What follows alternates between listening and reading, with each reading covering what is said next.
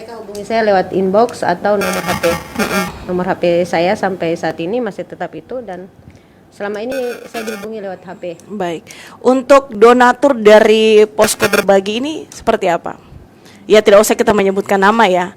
Tetapi apakah pas bulan Ramadan ini ada donatur-donatur baru, ataukah memang yang ibu semua yang tangan, tidak ada donatur? Kalau saya sendiri sih, saya hanya ibu rumah tangga. Ya. Dengan latar belakang ambil gaji saja dari suami kan begitu.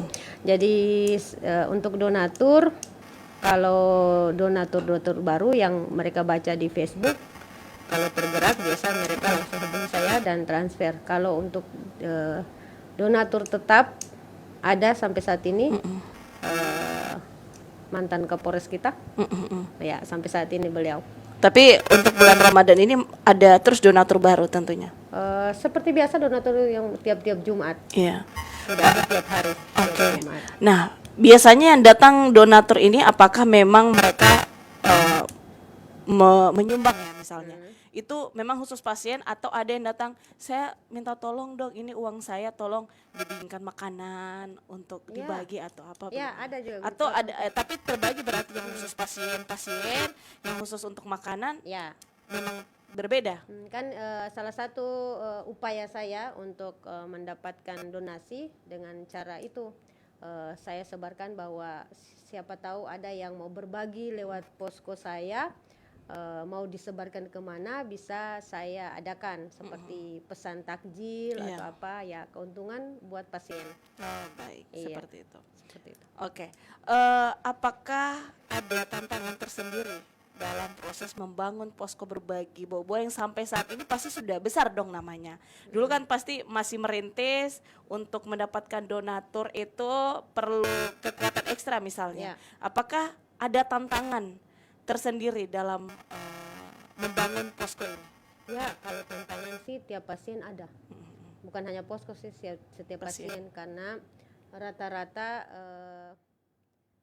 dapat pasien itu tiba-tiba. Tapi kalau kendalanya ya pasti hanya di dana. Karena kalau urusan untuk mengantar dan segala macam pengurusan saya sudah paham itu. Jadi untuk saat ini terkendala hanya di dana dan transport. Karena sampai saat ini saya belum ada ambulans sendiri.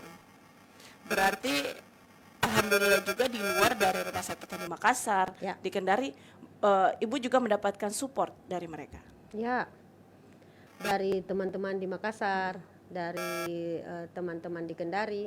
Alhamdulillah di tiap-tiap rumah sakit itu saya selalu dibantu. Karena mereka tahu bahwa saya seorang relawan yang membantu warga-warga.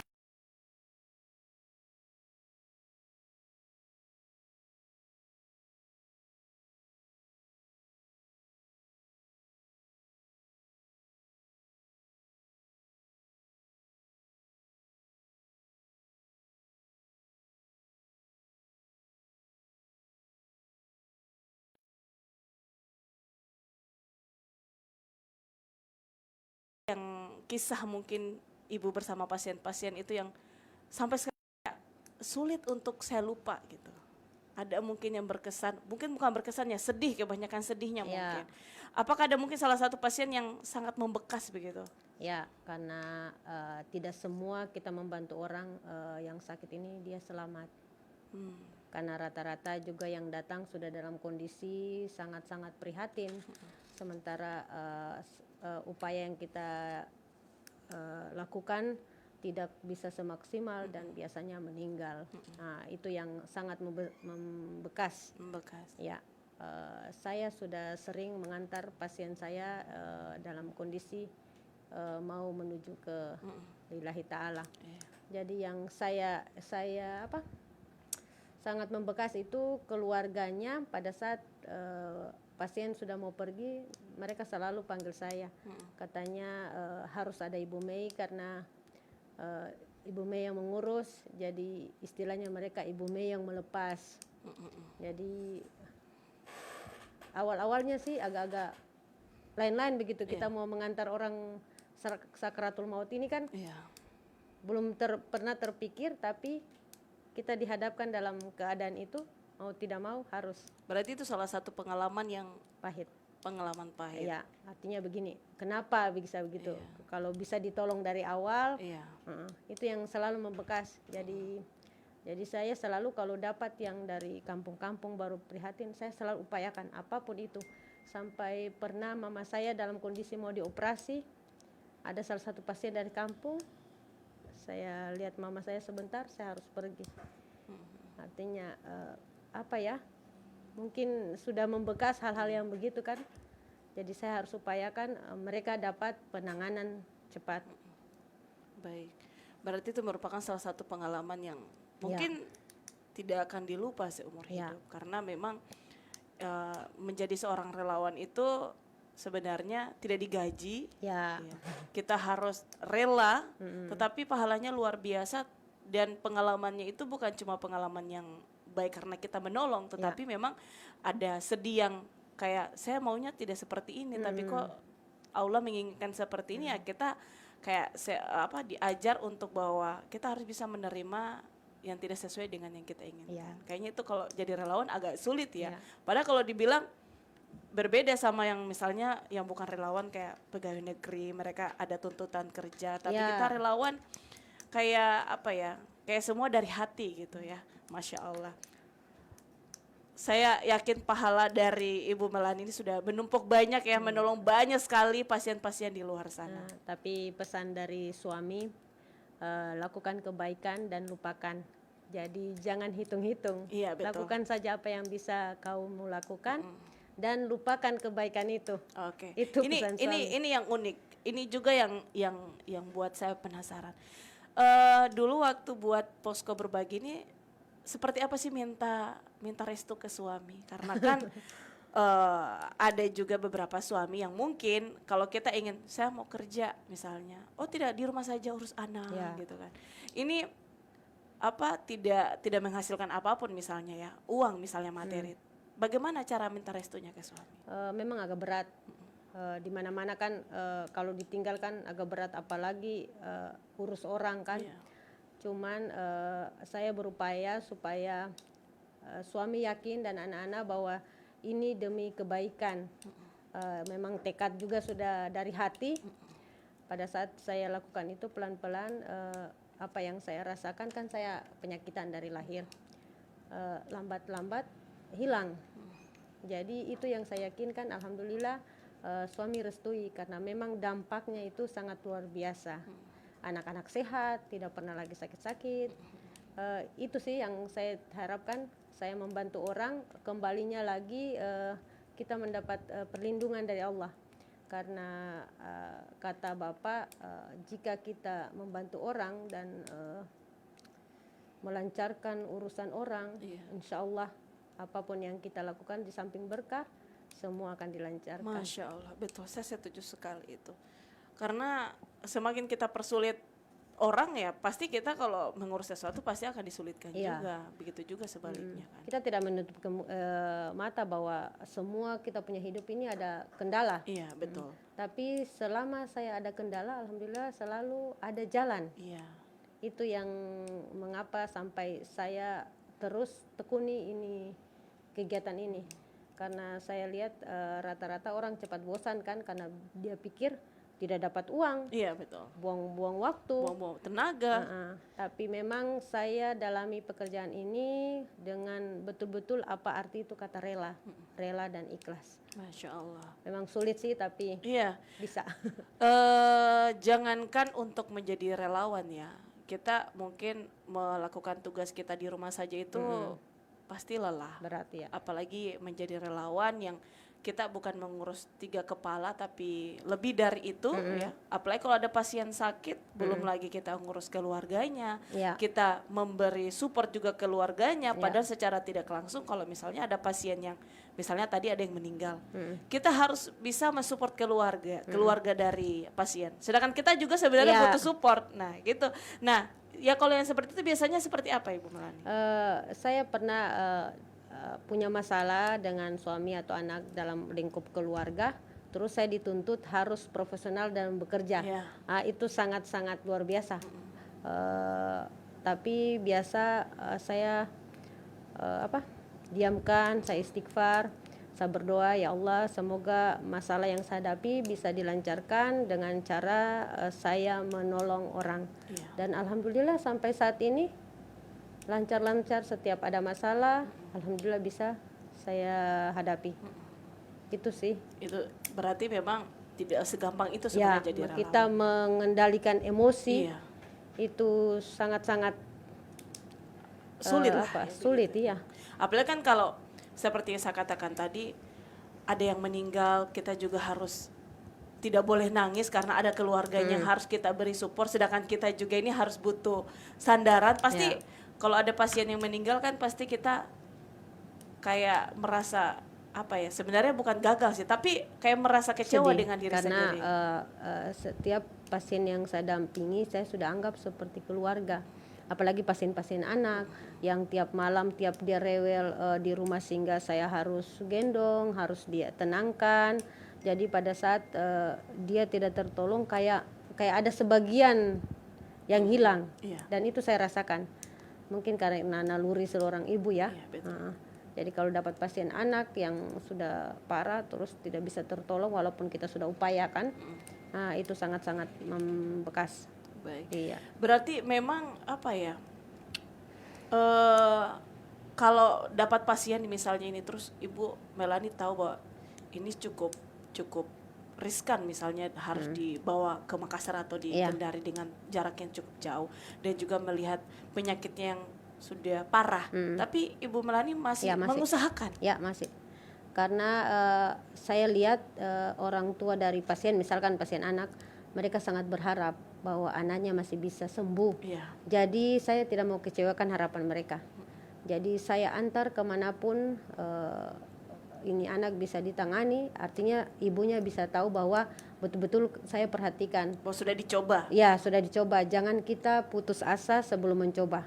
Baik. Itu yang saya paling tidak bisa, bahwa putus asa sebelum mencoba itu saya bukan saya istilahnya. Harus berusaha dulu. Kalau memang sudah sampai di titik kita berusaha terus Allah berkehendak lain, berarti sudah di luar kehendaknya kita. Iya. Baik. Biasanya kalau pergi mengantar pasien itu Ibu Melani hanya bersama pasien atau dibawa dengan keluarganya? Biasanya kalau ada keluarga, paling banyak kalau untuk pasien anak saya bawa ayah ibu. Ayah ibu. Karena kan biar bagaimana ini biaya lagi kan, Iya, masalahnya biaya. transportasinya kesan, apalagi Makassar. Kalau Makassar sih paling naik pelni. Tapi atau kalau pasien pesawat. dari Kendari harus naik pesawat. Oh. Seperti ini kan kita mau ke Kendari, terus kalau umpamanya Kendari tidak mampu harus dirujuk ke Makassar, otomatis dari Kendari ke Makassar Oh gitu. naik berarti pesawat.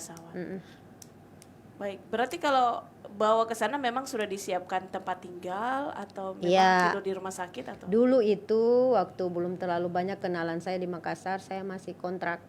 Saya kontrak di kos-kos, wisma-wisma. Alhamdulillah sekarang banyak teman-teman yang sudah punya rumah singgah. Jadi saya ditampung setiap pasien dari Bau-Bau atau dari pasien saya dapat tempat khusus di rumah singgah. Salah satu yang diringankan lagi, kita tidak perlu lagi sewa rumah, tinggal bagaimana kita transport dan makan. Oke. Artinya ada lagi satu yang terbantu ya. Iya betul. Alhamdulillahnya sih mungkin poin positif yang kita dapat jadi relawan itu adalah kita punya banyak link, Ya. gitu. Yang dimana punya teman baru, saudara baru kan, yang dimana dulu masih kontrak. Paling misalnya ke Makassar ini, waduh saya cuma sendiri. Tapi alhamdulillah mungkin semakin kesininya posko berbagi mungkin sudah banyak link, sehingga juga mereka bukan cuma menyediakan tempat tinggal, pasti kalau ada info apa-apa pasti selalu membantu. Masya Allah. Sembako. Saya pernah terharu sama salah satu komunitas di Makassar, komunitas Grab motor itu ya. Ketemu di rumah sakit dan dia lihat saya duduk, katanya ada yang bisa saya bantu. Dari situ perkenalan, saya bilang saya ini sudah tidak tahu mau berpikir bagaimana di kampungnya orang, menipis apa. Lalu dia bilang apa yang dibutuhkan. Saya bilang ini pasien saya ini ada 4 orang yang saya bawa, dengan pendamping sekitar 9 orang. Sementara sembako di rumah kos tinggal sedikit. Ya. Tiba-tiba mereka turun di lampu merah, galangkan dana di depan Unhas untuk saya. Saya nangis di situ. Saya bilang luar biasa deh, ya Allah. Kita melancarkan urusan orang, pahala yang kita dapat bukan dari orang yang kita bantu, Iya, betul. tapi dari ada saja Yang kita tidak sangka-sangka. kita tidak sangka loh. Dia tidak kenal saya, baru Iya. kenal sudah mau bantu saya di lampu merah Unhas itu. Baru mereka bawa nama posko berbagi bobo. Ya Allah, terharu sampai sekarang. Terjalin betul kapan saya ke Makassar pasti saya dihampiri. Baik, saya juga jadi ikut sedih nih. Saya terharu karena apa ya? Mereka tidak kenal kita, tapi Allah tiba-tiba memberikan pertolongan itu sama orang yang kita tidak sangka-sangka. Dan Padahal kalau boleh dibilang mereka itu kan ojek online, yang seharusnya mereka kerja, cari uang, nafkah untuk mereka keluarga. juga kejar setoran kan untuk keluarganya. Yang mungkin kalau Ya, betul. dibilang hari ini itu belum hanya cukup untuk makan gitu. Ini masih menyisakan waktunya untuk galang dana. Masya Allah, saya sampai merinding. Jadi saya alhamdulillah kalau orang-orang di Makassar kapan saya bawa pasien, saya seperti berada di kampung sendiri. Dan bahkan kadang saya rasa saya lebih diperhatikan di kampungnya orang daripada kampung di sini toh. Kadang. Artinya pada saat saya butuh mereka ada. Dan itu luar biasa. Karena kalau memang misalnya yang kita rujuk itu pasien ada di Bau-Bau, kita pasti kalau habis beras tidak pusing. Banyak keluarga Banyak mungkin yang bisa keluarga. bantu. Tapi ini di kampung orang yang dimana kita lagi mikirkan pasien bagaimana keadaannya, kita pikirkan lagi waduh sebentar pulang ini mau makan bagaimana, baru juga keluarga yang kita bawa ini kasihan, belum tentu mereka juga bisa membantu kita karena kita ini yang harus mensupport mereka. Masya Allah, memang itu situasi-situasi yang apa ya, sulit tapi alhamdulillah digampangkan. Saya pernah dapat pasien yang memang itu hari dia lihat saya termenung, lalu dia bilang saya, ya salah satu pasien dari Kabupaten Buton, dia nangis peluk saya, dia bilang ibu luar biasa loh. Saya bilang kenapa? Banyaknya yang ibu pikir, bahasanya begitu kan? Banyaknya ibu pikir belum, ini pasien yang ibu bawa 4, berkasnya tiap poli beda. Tiap dokter beda, tapi ibu tahu semua. Belum lagi kita pulang makanan. Saya tidak tahu nih kalau saya mungkin. Saya bilang ya alhamdulillah Allah masih beri saya kewarasan, kekuatan. Dan yang penting kalian, saya selalu berpesan kapan kalian semangat, saya akan lebih semangat lagi dari kalian. Intinya jangan selalu berputus asa. Setiap ada cobaan pasti ada jalan keluar. Itu yang saya selalu semangati kepada pasien-pasien saya. Pada saat sudah selesai saya dampingi mereka dan sembuh, saya selalu berpesan kebaikan yang saya lakukan pada kalian jangan putus di kalian, apapun itu, selama kalian bisa membantu, karena bantuan itu tak selamanya dari harta. Ya, saya sampaikan begitu, apapun yang bisa kalian bantu mengenai info atau ada yang sakit, kabari ibu atau apa, itu sudah sangat membantu. Itulah jenis-jenis kebaikan yang memang bisa kalian lakukan. Selalu pesan saya, kebaikan yang saya lakukan tidak boleh putus di kalian. Masya Allah. Harus berlanjut. Masya Allah. Pokoknya harus percaya bahwa Ada masih ada Allah. harapan dan ada Allah. Pokoknya jangan putus asa, masih ada harapan. Karena walaupun mungkin Ibu Melani membawa banyak pasien dan pasti ada beberapa pasien yang membuat kita sedih, tapi satu orang mungkin yang pergi tapi banyak yang terselamatkan. Ada juga pada saat saya yakin bantuan Allah itu ada, karena saya pernah menjual loh, menjual di rumah sakit, menjual jajanan hanya demi membeli beras untuk pasien di rumah singgah. Masya Allah. Pada saat menjual ada dokter yang, ibu mau beli apa? Saya bilang ini dok, sembako kami habis, jadi butuh berapa? Beli beras saja dok, untuk sekarung. Alhamdulillah dapat. Jadi saya tidak pernah habis akal untuk mereka, karena saya tidak bisa mendengar mereka menjerit, sudah menjerit sakit, menjerit lapar lagi. Jadi apapun, alhamdulillah Allah kasih saya kesehatan, saya bisa berbuat untuk mereka. Masya Allah. Baik pendengar, kita jeda sejenak ya. Kita masih banyak yang akan dibahas mengenai Ibu Melani, dan untuk Anda juga ingin bergabung, kami tunggu di 0402 2823 994 mau bertanya atau ingin mau bergabung atau mau donasi begitu, bisa langsung saja tanyakan ke Ibu Melani di 0822 5972 2994. Kita jeda sejenak setelah beberapa lagu berikut ini.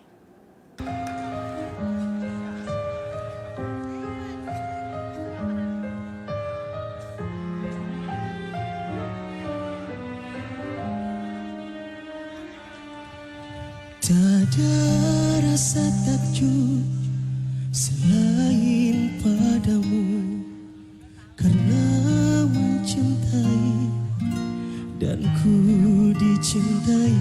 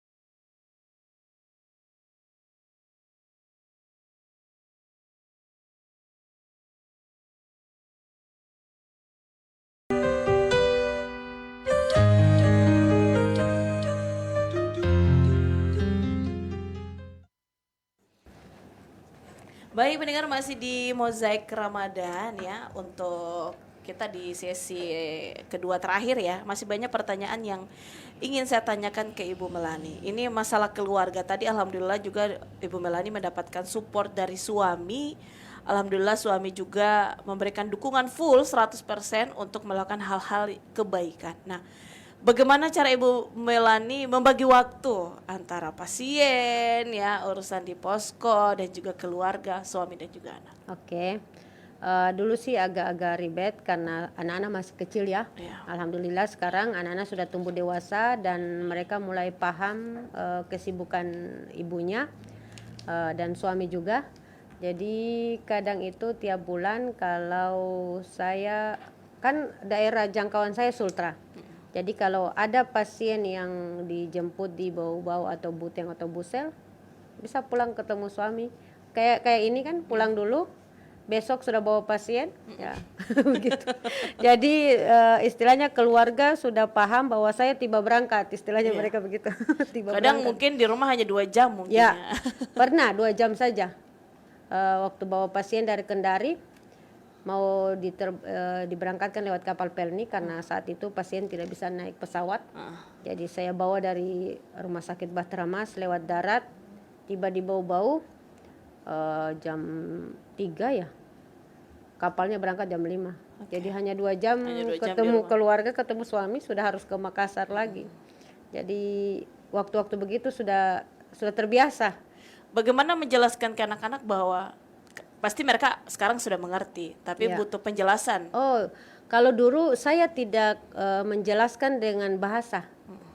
Kalau saya pribadi, dulu saya menjelaskan ke anak-anak dengan cara saya membawa mereka.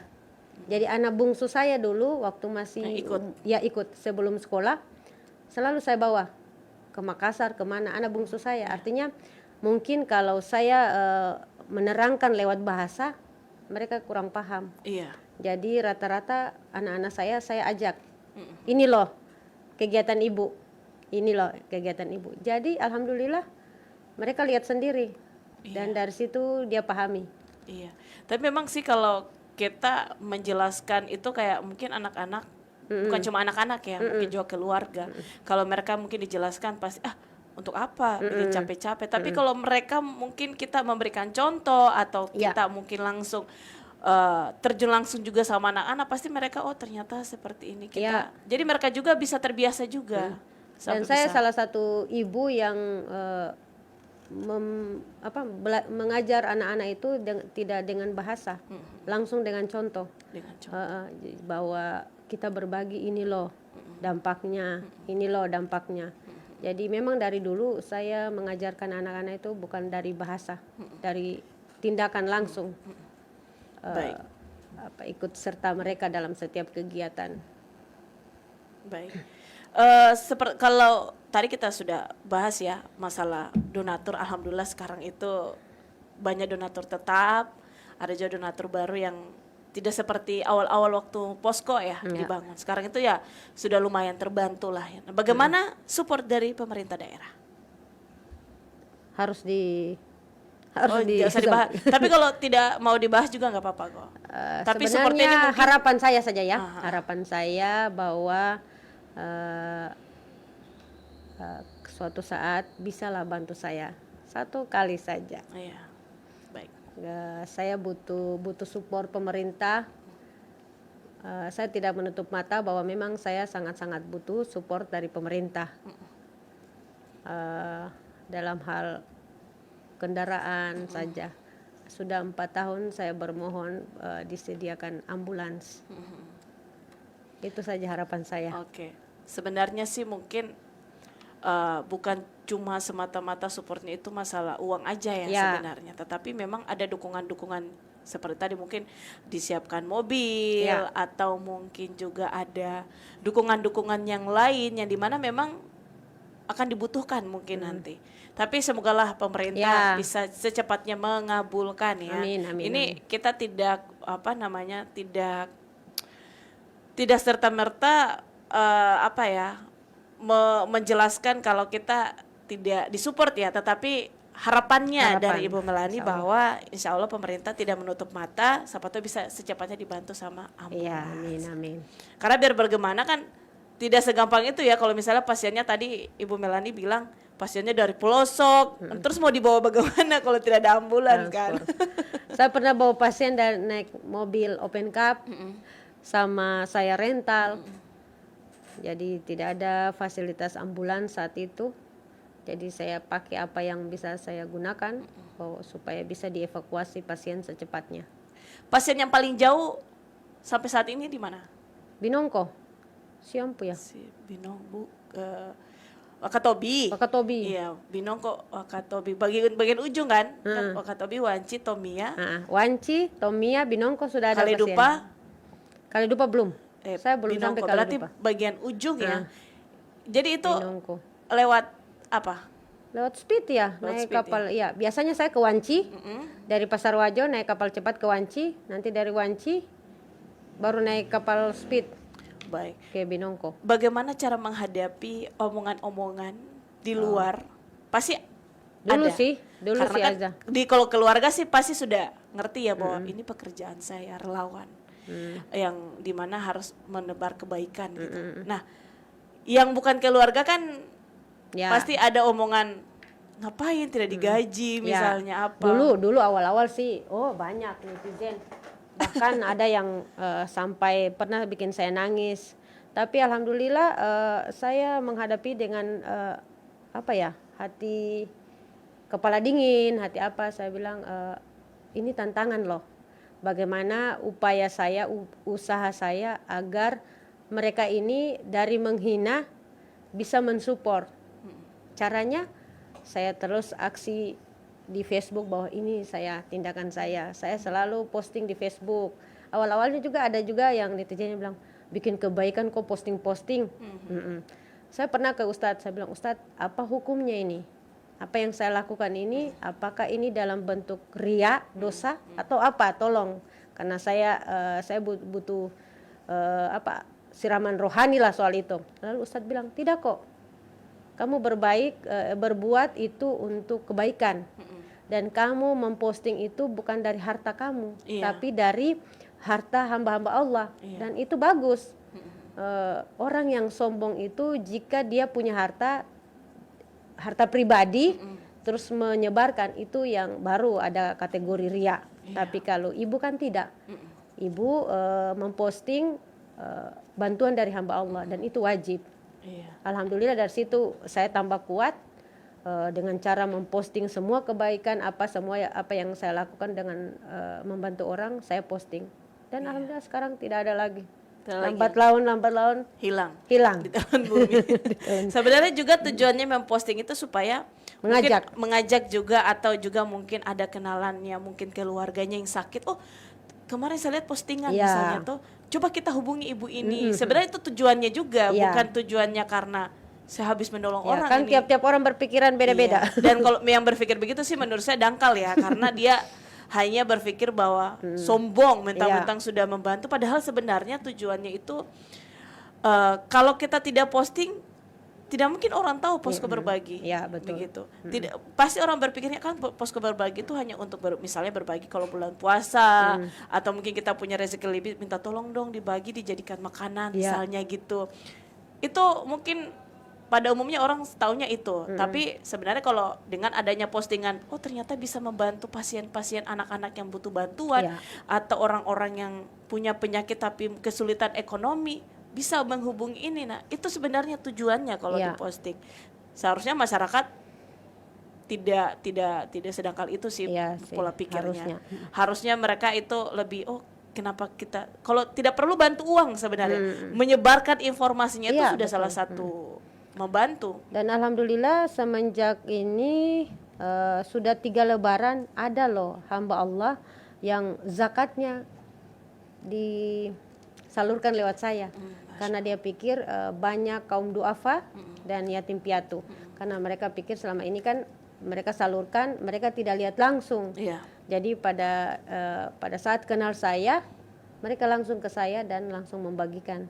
Karena mereka tahu banyak kaum duafa yang saya dampingi dan banyak juga yatim piatu.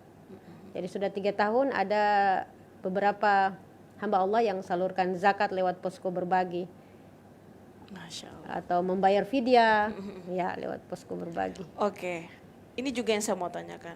Apa impian dari Ibu Melani? Impian Biasanya kan kalau ya relawan ini saya pengen mungkin buat panti asuhan atau Ya. apa. Kalau Ibu Melani sendiri sih ke depannya posko berbagi ini mau dibagaimanakan? Oke. Saya dulu waktu sekolah, masih sekolah dulu SMP atau SMA ya. Saya punya cita-cita buat panti jompo. Dari dulu. Karena saya besar di Ambon, saya suka ke panti jompo. Di Ambon kan ada panti jompo. Jadi terbesit bahwa saya ingin rawat mereka loh. Saya ingin baktikan. Tapi Allah berkehendak lain, tapi masih dalam kegiatan sosial. Ya. Jadi saya buat rumah singgah. Itu Jadi panti jompo itu sudah ke rumah singgah. pelan-pelan ya. Ya harapan saya bisa punya rumah singgah sendiri. Karena sekarang rumah singgah yang saya tempati untuk menampung pasien itu saya masih kontrak. Jadi saya harapan pemerintah atau siapalah ada punya rumah supaya kita hibahkan untuk pasien-pasien supaya saya tidak kontrak-kontrak lagi. Iya betul. Biar bagaimana kan walaupun mungkin hasil ini kan dari donasi misalnya uangnya. Kalau di luar dari kontrakan kan lumayan buat obat-obatan atau kontrakan itu uang ibu sendiri. Ada tambahan dari uang suami, Iya. karena lumayan juga. Iya. Karena kalau mau untuk donasi untuk kebutuhan obat dan sembako saja hampir tiap bulan juga masih kurang. Iya. Tergantung banyaknya pasien yang saya dampingi. Jadi kalau untuk uang kontrakan selama ini kadang juga dibantu hamba Allah, kadang dibantu suami. Baik. Berarti nanti ke depannya insya Allah panti jomponya rumah singgahnya jadi besar, Ya, jadi panti jompo dan sudah mungkin menyangkut semua. semuanya bukan cuma untuk orang-orang tua tapi memang untuk anak yatim piatu yang Ya. memang membutuhkan bantuan dari orang-orang di luar. Nah, apakah tidak mau merekrut orang lain? Kan kita tidak tahu ya. Kita tidak tahu ke depannya ini apakah kita masih terus sehat-sehat atau seperti apa, jangan sampai tidak salah omong ya, misalnya Ya, kita sakit, kasihan pasien-pasien yang lain Ya. itu tidak ada yang ngurus gitu. Sampai saat ini saya selalu merekrut relawan-relawan, tapi saya tidak bisa paksakan mereka berapa lama dengan saya, Ya. karena saya tidak menggaji mereka. Betul. Ya, dan alhamdulillah ada beberapa yang sampai saat ini kapan saya butuhkan masih datang, tapi untuk sekarang hanya saya berdua dengan anak yang mengelola. Berarti pernah terbersit pikiran itu kalau Merekrut. iya merekrut itu. Selalu saya rekrut, saya butuh relawan apa, tapi kan zaman sekarang Agak susah ya. Apalagi Apalagi anak-anak tidak muda. bayar. Apalagi anak-anak muda. Pernah saya rekrut di Facebook, ada yang bilang ada laptopnya, ada motornya, ada, ya Allah. Jadi alhamdulillah sampai saat ini saya masih berdua saja dengan anak yang kelola. Karena mencari orang yang betul-betul ikhlas, rela itu agak susah. Iya. Karena alhamdulillah saja diri sendiri ini alhamdulillah bisa ya, apalagi untuk orang lain kan kita tidak tahu isi hati orang. Nah, kita sudah di menit-menit terakhir ini. Harapannya untuk masyarakat.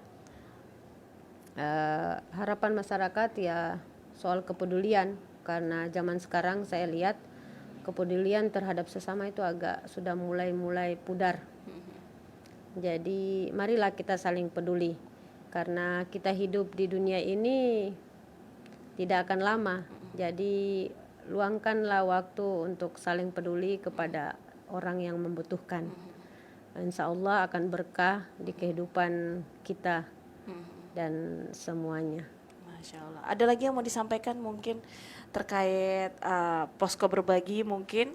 Ada lagi yang mau disampaikan sebelum kita tutup program kita? Apa ya? Nggak ada? Nggak ada sih. Ada. Hanya itu aja. Buat pasien-pasien deh. Untuk pasien-pasien tetap semangat selama Ibu Mei masih sehat. Amin. Alhamdulillah. Ibu Mei akan dampingi kalian kemanapun kalian dirujuk. Tetap semangat. yakin ada keajaiban, tetap usaha, berdoa, ikhtiar, semua. Insya Allah pasti sembuh. Masya Allah. Baik, dan pendengar kita Mozaik Ramadan sudah di penghujung acara ya. Pokoknya kita percaya bantuan Allah itu selalu ada. Kalau Allah bilang terjadilah, maka terjadilah. Iya. Insya Allah kita dilancarkan. Untuk itu mari mungkin pendengar semua mungkin mau membantu juga pasien-pasien melalui posko berbagi bau-bau. Ada media sosialnya? Ada Facebook. Facebook. Posko berbagi bau-bau. Posko berbagi bau-bau. Silakan cari saja di Facebook Posko berbagi bau-bau. Mudah-mudahan perbincangan kita di sore ini bisa menggerakkan pendengar.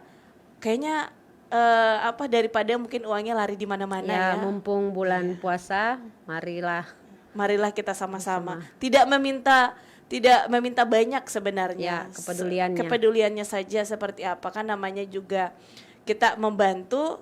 Hari ini mungkin segini, besok segini, lama-lama menjadi bukit, pahalanya tuh luar biasa. Ya.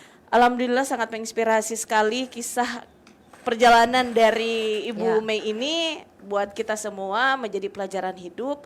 Seperti yang kita sudah perbincangkan tadi bahwa kalau kita ingin berbuat baik itu jangan setengah-setengah ya, harus full. Insya Allah pahalanya dapat, dimudahkan juga segala urusan kita. Baik, Mozaik Ramadan kita cukupkan di sore hari ini. Terima kasih banyak Ibu Mei. Sama-sama. Insya Allah kita akan berjumpa lagi, mungkin di lain kesempatan, bukan di sini tapi mungkin di luar dengan dengan agenda-agenda yang bagus, mungkin bisa kita bergabung.